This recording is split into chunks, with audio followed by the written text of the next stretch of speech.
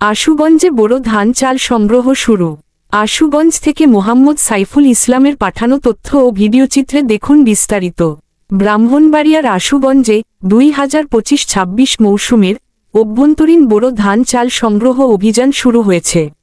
আশুগঞ্জ খাদ্য বিভাগের আয়োজনে উপজেলা সংগ্রহ ও মনিটরিং কমিটির সভাপতি ও উপজেলা নির্বাহী কর্মকর্তা রাফে মোহাম্মদ ছড়ার নির্দেশনায় আজ বুধবার 30 এপ্রিল সকাল 9:30টায় আশুগঞ্জ খাদ্য গুদাম প্রাঙ্গণে সংগ্রহ কার্যক্রমের আনুষ্ঠানিক শুভ উদ্বোধন করেন আশুগঞ্জ উপজেলা সহকারী কমিশনার ভূমি শাহনাজ পারভীন।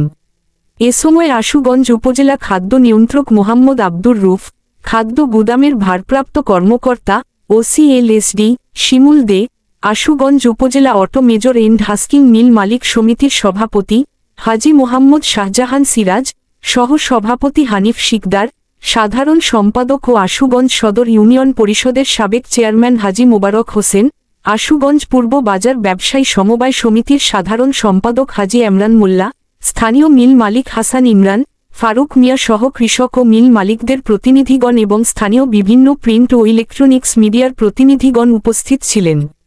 আশুগঞ্জ উপজেলা খাদ্য অফিস সূত্রে জানা যায়, আগামী 31 আগস্ট 2025 পর্যন্ত চুক্তিবদ্ধ কৃষক ও মিলারদের কাছ থেকে ধান চাল সংগ্রহ করা হবে।